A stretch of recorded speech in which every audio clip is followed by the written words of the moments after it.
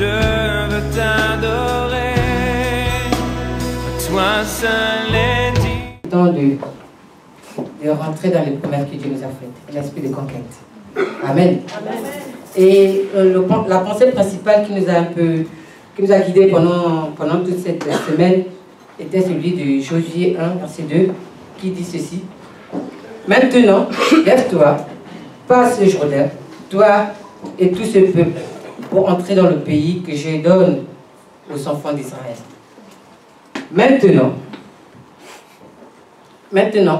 passe ce Jourdain, toi et tout ce peuple, pour entrer dans le pays que je donne aux enfants d'Israël. Ça, c'est une phrase que l'Éternel dit à Josué. Mais c'est pas là c'est pas la première fois là qu'il fait cette phrase, qu'il dit cette chose. Il a fait la promesse là, elle ne vient pas là à l'instant là quand il dit la phrase. Elle vient depuis Abraham. Elle vient depuis Abraham. Et depuis Abraham, on voit comment les choses ont évolué jusqu'à ce que Josué, désigné par l'Éternel, fait rentrer le peuple dans Canaan. Il y a un temps où la promesse est dite. Et il y a un temps où la promesse accomplie. Yes. Amen. Amen. Et le Seigneur nous a beaucoup parlé cette semaine. Nous avons eu... Désolé.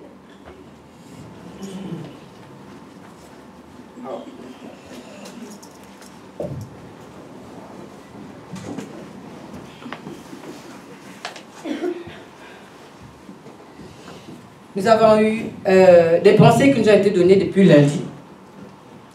Et la première pensée que j'aimerais partager avec vous, c'est pourquoi la conquête. Quand on parle de conquête, pourquoi on parle de conquête? Quelle est la raison d'une conquête? C'est parce que il y a des promesses. Il ne peut pas avoir de conquête si derrière il n'a pas un objectif à atteindre. Il ne peut pas avoir de conquête si Dieu ne nous fait pas de promesses. Nous servons Dieu parce que nous avons une promesse. C'est de la vie éternelle. Chacun d'entre nous est là ce matin parce que Dieu lui a fait une promesse. Parce qu'il a une alliance avec Dieu.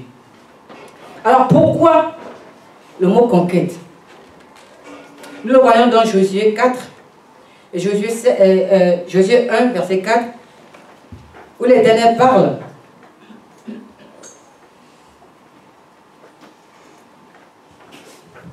Vous aurez pour territoire, depuis le désert et le Liban, jusqu'au grand fleuve, le fleuve de l'Euphrate, tout le pays des Hétiens, et jusqu'à la grande mer, vers le soleil couchant. Voici Dieu qui donne une promesse au peuple d'Israël. Et il lui dit, vous avez tout ça. Le peuple d'Israël ne s'est pas levé et marché simplement parce qu'ils avaient un désir, c'est tombé dans leur tête. Non. Il y avait une promesse. Et ce matin, pour cette première pensée, j'aimerais que tu essaies de rentrer en toi-même. Et quelle est la promesse que Dieu t'a faite? Nous allons rentrer dans l'accomplissement de nos promesses. Nous allons conquérir nos promesses. Cette année, maintenant, jusqu'à 2018, la pensée qui va nous conduire et qui nous a conduit, c'est aller dans l'accomplissement de ces promesses. Et nous ne pouvons pas rentrer, être au même niveau que tout le monde, si nous ne réalisons pas les promesses que Dieu nous a faites. Tu ne peux pas être un concurrent si tu ne sais pas les promesses que Dieu t'a faites. Comment tu veux conquérir quelque chose que tu ne connais pas? Comment veux-tu rentrer dans une promesse que tu ignores? Comment veux-tu saisir une pensée que Dieu ne t'a pas donnée, que tu ne connais pas? Nous devons comprendre ce que Dieu veut de nous. Et c'est ce qui va faire en sorte que nous soyons motivés, que nous soyons des concurrents pour atteindre les promesses que Dieu nous a faites. Amen. Amen. La deuxième pensée qui nous a été partagée pendant cette semaine, c'est fortifie-toi et prends courage. Quand Dieu a appelé Josué, Josué a eu des doutes. Josué a eu la crainte de ne pas être à la hauteur de ce que Dieu lui a demandé de faire. Il a vu le travail avec Moïse, il a vu comment c'était compliqué, comment le peuple était rebelle des fois à ce que Moïse disait. Et il a pris peur. Il a pris peur. Parce que pour lui, c'était au-dessus de ses forces. Quelle est la promesse que Dieu t'a faite qui est au-dessus de tes forces? Voyez-vous, si Dieu nous faisait des promesses qui sont à notre niveau, il n'y a pas d'esprit de conquête. Si Dieu nous donne des choses qui sont à notre niveau, que l'on peut réaliser sans lui, il n'y a pas de conquête. À quoi il nous sert de faire confiance à Dieu? Dieu va toujours nous amener à avoir plus loin, à nous donner des promesses qui sont au-delà de ce que nous pouvons penser ou imaginer, afin que nous fassions confiance pour atteindre les promesses qu'il nous a faites. Yes. Et c'est pour ça qu'il nous dit, fortifie-toi et prends courage. C'est vrai que de toi-même, tu ne peux pas atteindre ces promesses. C'est vrai que de toi-même, tu ne peux pas aller jusqu'où Dieu veut t'emmener. Et tu prends peur, tu te dis que non, ça n'est pas pour moi. Tu te dis, mais comment je vais faire? Comme Josué. Seigneur, non, là c'est trop dur. Et l'Éternel nous a dit pendant ces temps de jeûne, fortifie-toi et prends courage. Non seulement personnellement, pour les promesses que Dieu t'a faites, mais aussi en tant qu'Église.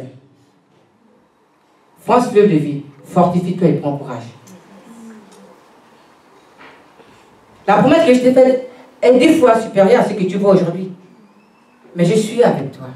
Et je suis celui qui te fait des promesses. Et parce que je t'ai fait une promesse, je ne t'abandonne pas. Je ne te délaisse pas. Pourquoi? Parce que je sais que de toi-même, tu ne peux pas accomplir ce que je t'ai demandé de faire. Et parce que je veux rester toujours avec toi, alors je te donne des choses qui sont au-dessus de toi. Afin que là que tu sens que c'est difficile, tu reviens vers moi. Recevoir la force qu'il faut pour accomplir les promesses que Dieu t'a données. Amen. Amen. Église de France Fleuve de Vie, fortifie-toi et prends courage. Frère, sœur, quelle est la promesse qui te décide de toi que Dieu t'a donnée? Si tu la connais, fortifie-toi et prends courage. Parce que Dieu ne te laisse pas tomber. Parce que le Dieu qui t'a donné cette promesse veillera à ce qu'elle s'accomplisse dans ta vie. Il sait que tu es faible. Il sait que tu n'as pas les capacités nécessaires pour atteindre cela. Et Josué, il est là, il s'est dit, mon Dieu, comment moi je vais faire? Déjà avec Moïse, c'était compliqué. Quand Moïse dit on va à gauche, les gens sont dit là, non, non, on ne va pas à gauche. Quand il dit on va à droite, oh non, on ne va pas à droite. On a vu ce qui s'est passé lorsque Moïse a donné une direction. Et il y a des gens dans le camp qui ont été, je pense c'est les frères de Moïse ou Marie, qui s'est dit, oh non, moi je suis prophète. Et Dieu dit, tu es peut-être prophète, je te parle en songe.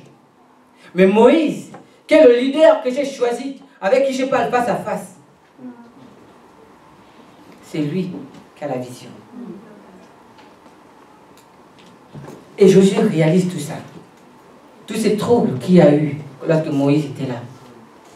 Il s'est dit, comment moi je pourrais arriver à maintenir ce peuple que Dieu a dit dans la Bible, c'est la référence, un peuple courraide. Vous savez c'est quoi un peuple courraide? C'est le Seigneur nous amène quelque part, il fait des miracles. On en avance. À un moment, lorsqu'on est coincé, on oublie que Dieu nous a délivrés d'une situation dans le passé. C'est comme si Dieu n'avait jamais rien fait. Et là, tout à coup, on devient des boudeurs. Et Dieu dit que mais vous êtes un peuple correct, parce que vous ne vous souvenez pas de ce que j'ai fait depuis le début. C'est comme si je n'avais rien fait du tout. Voici le peuple qui était le peuple d'Israël. Mais Dieu a dit à Josué, fortifie-toi et prends courage. Pourquoi? Parce que la tâche que je te confie est grande, c'est vrai. Mais je serai avec toi. Et je t'aiderai. Je serai fidèle à tes côtés. Amen. Amen. Alors je voudrais te dire ce matin, fortifie-toi et prends courage. Fortifie-toi et prends courage. Dieu t'a fait des promesses. Il t'a fait une promesse. On a dit Dieu est fidèle. Amen. Tout ce qu'on a chanté aujourd'hui là, on a dit Dieu est fidèle. Nous rentrons dans notre destinée. Mais rentrer dans notre destinée, c'est pas en croisant les bras. Rentrer dans notre destinée, il y a un prix à payer. Parce que ta destinée elle est plus grande que ce que tu penses aujourd'hui. Elle est plus grande que ce que tu vois maintenant. Ta destinée va au-delà de ce que tu peux penser ou bien imaginer. Nous sommes rentrés dans notre destinée. Nous avons proclamé que nous rentrons dans notre destinée. Mais moi, je vais te dire une chose. Tu as proclamé que tu rentres dans ta destinée. Mais il faut se proclamer que je suis fortifié et je suis courageux. Parce que Dieu m'a fait une promesse et il est avec moi. Parce que je peux te dire, je suis désolée de te le dire, mais je vais quand même te le dire. Tu auras un prix à payer. Tu seras obligé de faire des sacrifices énormes. Tu seras obligé de laisser certaines choses qui te tiennent à cœur. Et ça, c'est important. La troisième pensée que nous avons pu avoir pendant ce temps de jeûne, c'est l'arche d'alliance qui était au milieu du peuple, donc la présence de Dieu. Voyez-vous, Dieu veut nous dire par là que je vous ai fait des promesses. D'accord? Il y a beaucoup de promesses que je vous ai faites. Mais elles ne peuvent pas se réaliser si je ne suis pas avec vous. Si tu essaies de combattre tout seul, comme je l'ai dit tout à l'heure, tu n'y arriveras pas. Il faut que je sois là, avec toi, quotidiennement, pour que tes promesses puissent s'accomplir. Parce que c'est moi qui connais le chemin où je t'emmène. Et beaucoup, quand nous avons reçu des promesses, nous prenons la promesse de Dieu et nous mettons Dieu à côté pour aller vers la promesse. Mais nos promesses ne se réalisent pas hors de Dieu. Nos promesses se réalisent dans la présence de Dieu. C'est Dieu qui, quotidiennement, nous donne des étapes à franchir pour atteindre notre promesse. Si Dieu ne te donne pas, quotidiennement, les étapes à franchir, tu ne peux pas les franchir. Parce que tu ne les connais pas du tout. Tu ne les connais pas du tout. Voyez-vous, Moïse, quand il était appelé par Dieu, il ne connaissait pas le chemin, il ne connaissait pas la route pour aller jusqu'à Canaan. Et Josué, c'est pareil. Josué était constamment devant l'Éternel pour que l'Éternel lui instruise les voies. Le chemin à prendre. La route à prendre. Les victoires, les combats qu'il devra gagner pour atteindre sa destinée. Et nous, parfois, nous mettons Dieu à côté. Nous disons, oh, nous avons eu des promesses, une grande église. Oh, oui, nous avons eu des promesses de travail. Ça me rappelle l'histoire de mon frère. Dieu lui avait dit qu'il va avoir le bac. Amen. Amen. Dieu lui avait dit dans la prière qu'il va avoir le bac et tout. Et le jour du bac, il n'a pas étudié. Il n'a pas travaillé. Et il n'est même pas parti au bac, à l'examen. Parce que Dieu l'avait dit qu'il va avoir le bac. Alors pour lui, le jour du bac, il est resté à dormir. Et parfois, nous sommes comme ça avec Dieu. Et il va quand même, courageux qu'il est, regarder les listes des résultats.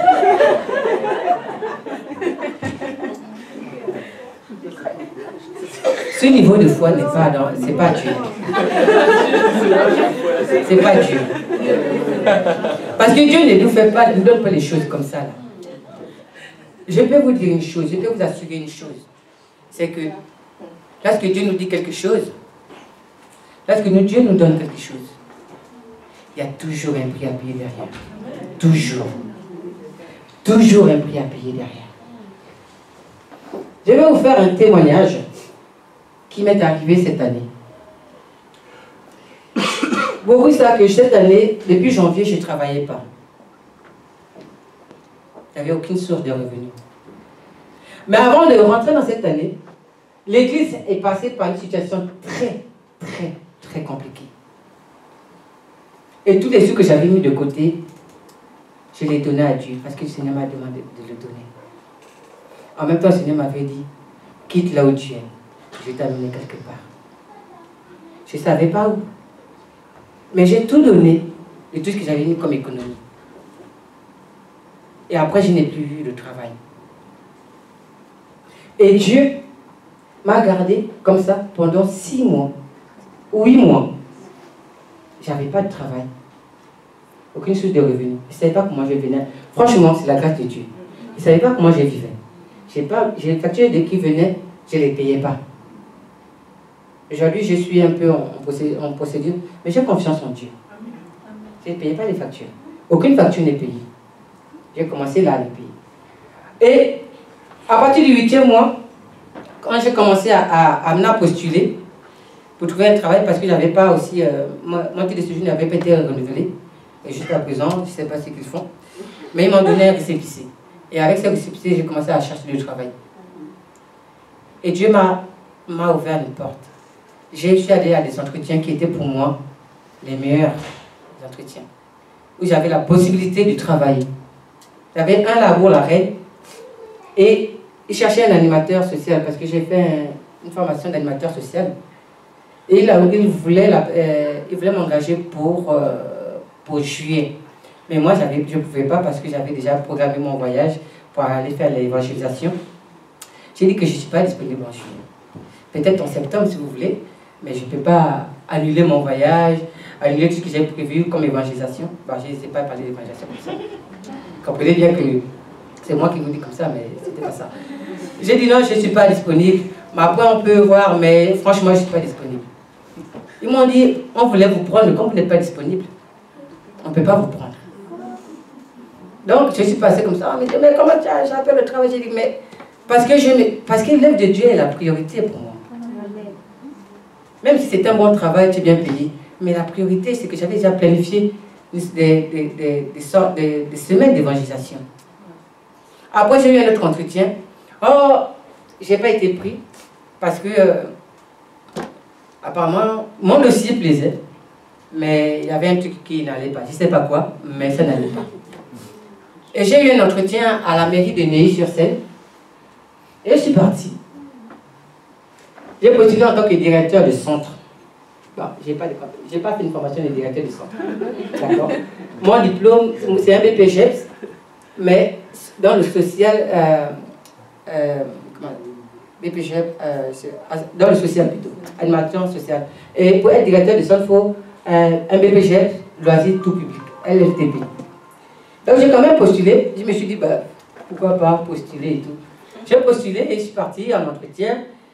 Et la dame me dit, mais je vois que vous n'avez pas le diplôme de directeur.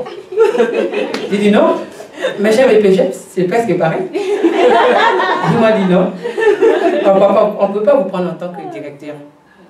Mais vous nous plaisez parce que vous avez l'expérience auprès des enfants. Vous avez une telle expérience qui nous manque. Et c'est pour ça que je vais vous prendre en tant qu'animateur. Est-ce que ça vous plaît? Est-ce que vous êtes d'accord pour ça? J'ai dit, ouais. Il n'y a pas de souci. Je vais prendre le travail. Mais, et depuis août, j'ai été engagée à la mairie de Neuilly-sur-Seine.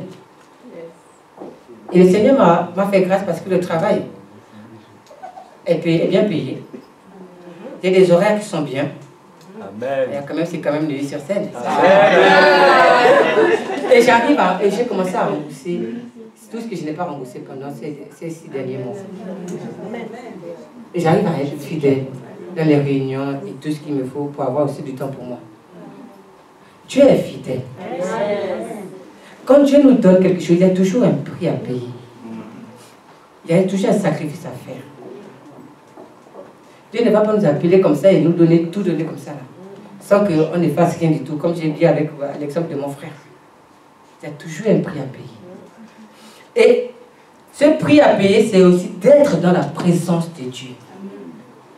Parce que c'est lui qui connaît les chemins que tu prends, que tu dois prendre. C'est lui qui doit t'instruire. Il a dit, je t'instruirai. Je te montrerai la voie à suivre. Et le peuple d'Israël, à un moment, avait zappé ce que Dieu avait dit. Les recommandations de Dieu. Et on le voit un peu, pour ceux qui étaient là dimanche dernier, le pasteur nous a enseigné sur ça. L'histoire d'Akan. Il avait zappé la recommandation de Dieu. Il n'était pas dans la présence de Dieu. Amen. Il est important pour chacun d'entre nous que même si nous avons des promesses, même si les promesses sont là, dans le ciel, non, ça ne va pas tomber. Ce qui fait descendre la promesse de Dieu dans ta vie et dans l'église, c'est que toi, tu restes connecté à Dieu. Afin que la promesse puisse descendre dans ta vie. S'il n'y a pas un pont entre toi et Dieu, la promesse elle restera en haut parce que Dieu, hein, il est en haut. Mais il est aussi avec nous en bas. Et les promesses restent là-bas. S'il n'y a pas la connexion pour que ça descende avec la connexion, elles resteront là-bas. Nous devons apprendre à rester dans la présence de Dieu. Amen. La quatrième pensée que je vais dire tout à l'heure, désolé, c'est la prière de Jéricho. Dieu est celui qui révèle les stratégies pour l'accomplissement de nos promesses, comme je l'ai dit tout à l'heure. Comme on a fait tout à l'heure aussi, prophétiquement. Nous avons tourné 7 fois et nous avons poussé des cris de joie. Vous voyez une guerre que tu gagnes rien qu'en tournant autour d'une ville. Depuis quand on a vu ça? C'est la seule fois que j'ai vu que non, on gagne une guerre en tournant autour d'une ville. Je ne sais pas si vous connaissez l'histoire des gens. C'est lui, qui le Seigneur avait choisi.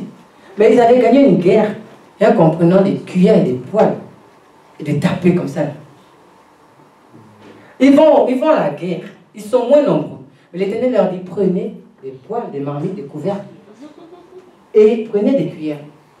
Et allez, au moment où je vous dis, vous allez taper les cuillères, les marmites et tout. Faites du bruit. Depuis qu'on gagne des guerres comme ça, jamais.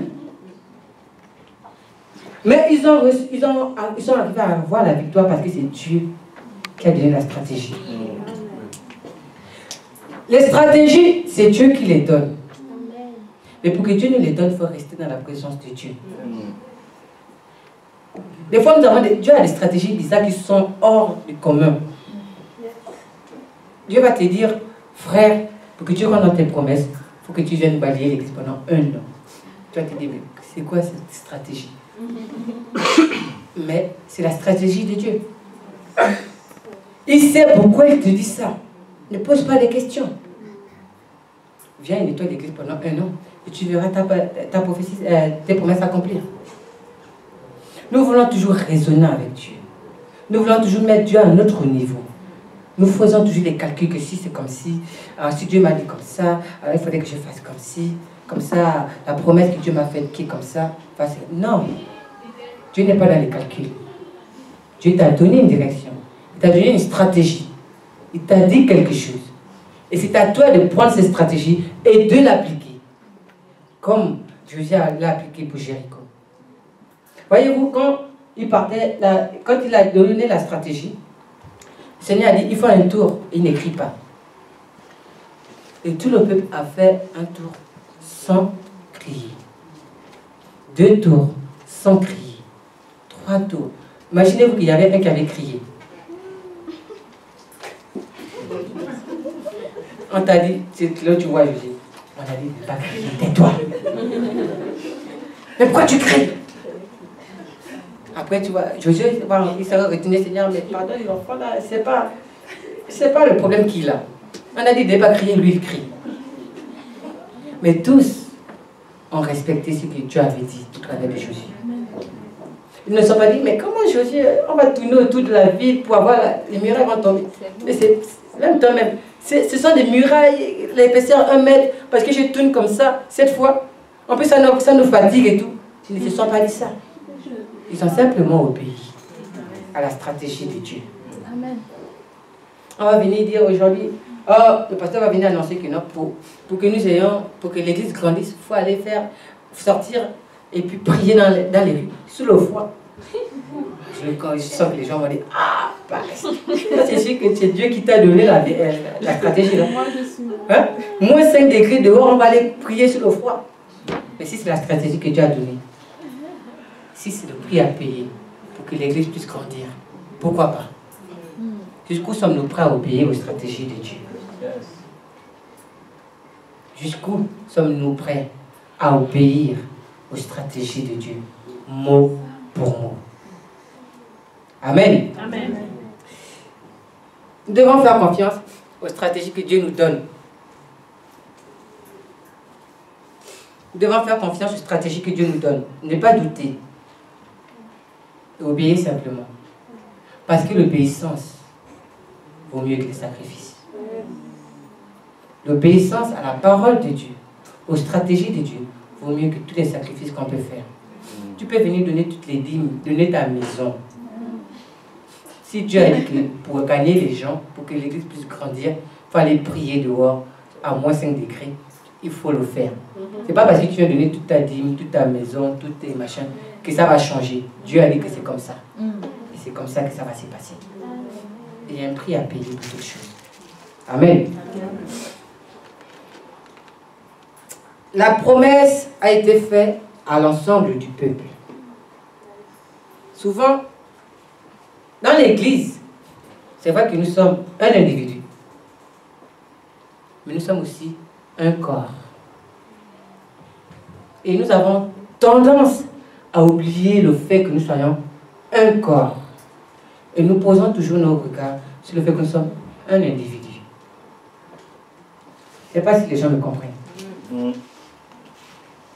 Dans l'église, tu es toi, mais tu es aussi un avec l'autre. Donc les promesses qui te sont faites à toi dépendent aussi de l'autre qui est à côté de toi. Je ne sais pas si vous me comprenez. Amen. Ça veut dire que si tu ne penses pas que tu ignores l'autre, alors la promesse qui est dans ta vie, tu l'ignores aussi. Amen. Amen. Je pense que vous n'avez pas bien compris. Frère, tu demandes la voiture. Qui veut une voiture? Lève la main. Vous voulez tous une voiture? Dieu va te donner la voiture parce que ce qu'il veut, c'est que lorsque tu as la voiture, tu puisses accompagner l'autre avec toi. Parce qu'il ne va pas te donner la voiture que pour toi. Il sait qu'il y a l'autre qui est là. Donc il va te donner la voiture pour que tu puisses accompagner l'autre avec toi. Que lorsqu'il y a des événements, tu puisses mettre ta voiture à disposition. Parce que nous sommes un seul. Amen. Dieu a fait des promesses à l'église. Il y a des promesses que Dieu a faites à l'église qui nous engagent tous. Parce que l'église, c'est toi, c'est moi, c'est le frère à côté. Amen. Quand Dieu dit que je vous donnerai, je donnerai au peuple les terres que j'ai promises. J'ai fait une promesse. Dieu a fait une promesse à Abraham. Mais de Abraham jusqu'à Josué qui rentre dans les terres de Canaan. Parce qu'on a vu Abraham rentrer dans la terre de Canaan. Parce qu'il est rentré dans la terre de Canaan. La promesse est venue d'où? De chez qui? De chez Abraham. Ça nous concerne tous. Et quand Dieu fait des promesses à chacun d'entre nous, il faut savoir que ça dépend aussi de l'autre qui est à côté de nous. Donc on ne peut pas travailler sur l'accomplissement de nos promesses. Si on travaille à l'accomplissement de promesses, ça veut dire qu'on travaille sur l'accomplissement de promesses de l'autre. Est-ce que vous comprenez? Est-ce que nous comprenons ce que Dieu veut dire? Dieu a dit on va aller à la terre de Canaan. C'est pas, frère, il faut proclamer. Moi je proclame. Oh, moi je m'en vais à Canaan. Le frère, tu vois, il est là. Tu proclames quoi? Oh, moi je m'en vais. Mais non, frère, viens, on va aller proclamer. Amen. Ne reste pas assis. C'est pas dit tant pis pour toi. Non, c'est pas tant pis pour toi. C'est pas tant pis pour toi. Parce que tant que lui ne bouge pas, toi tu ne vas pas bouger aussi. Dieu nous, on a vu, le pasteur nous a enseigné que Dieu ne nous voit pas une personne. Dieu nous voit, nous, la famille, le clan, la nation et jusqu'à la nation. Donc nous